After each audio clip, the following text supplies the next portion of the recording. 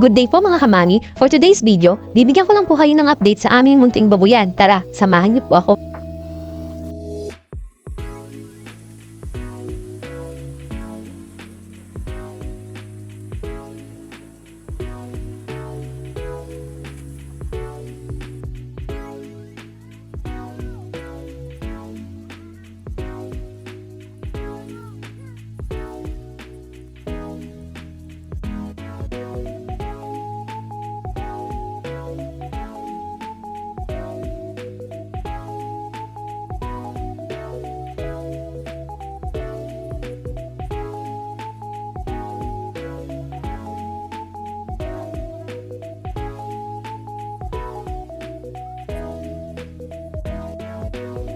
Kung mapapansin nyo nga po, balot po ng net ang aming mga kulungan upang wag po silang pasukan ng mga lamok at langaw dahil isa po iyon sa mga dahilan kung bakit sila tinatamaan ng sakit.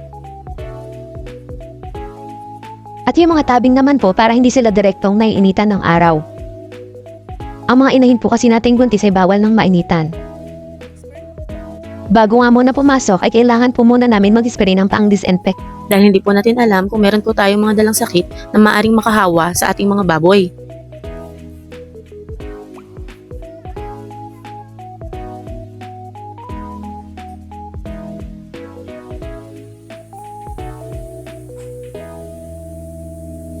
At ayan nga po, naglilinis na po si Dikaw ng mga kulungan at nagpapaligo na po siya ng mga inahin.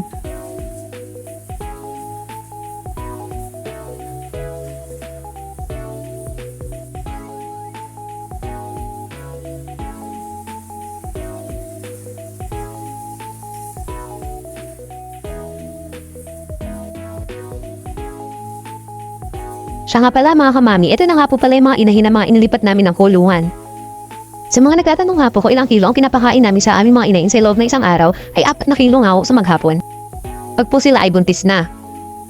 Pero pagka nga po sila ay nakapanganak na, andi na po ulit sila sa pagkain para po makabawi naman po yung katawan nila sa panganak. At dahil nga din po kasi nagpapadedi na rin po sila ng mga anak nila. At dito naman nga po mga kamami, ginagayak na ni Dikong ang pagkain ng mga partner namin. Dapat nga ho, automatic feeder ang gamitin para andi sila sa pagkain.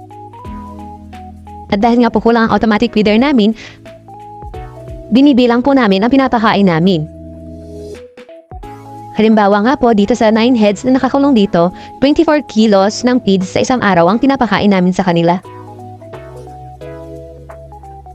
Hinahati po namin yan ng 2 bigayan, isa po sa umaga at isa po naman sa hapon.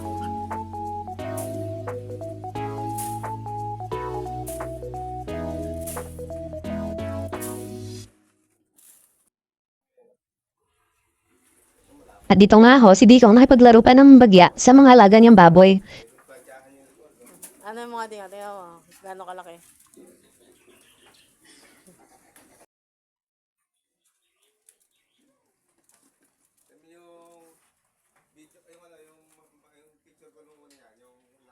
At pagkatapos nga, pinaliguan na rin po niya ang mga ito.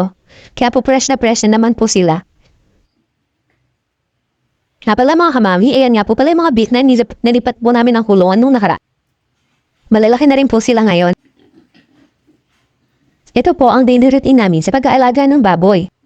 Nga po pala mga kamami, tayo po ay may kanya-kanyang pamamaraan kung paano mag-alaga ng ating mga baboy. Kami naman po ay ganito, kaya po sana po kahit papaano ay nabigyan po namin kayo ng konting idea. At nakatulong ng konti ang aming video. At yun lamang po, at maraming salamat. Thank you for watching!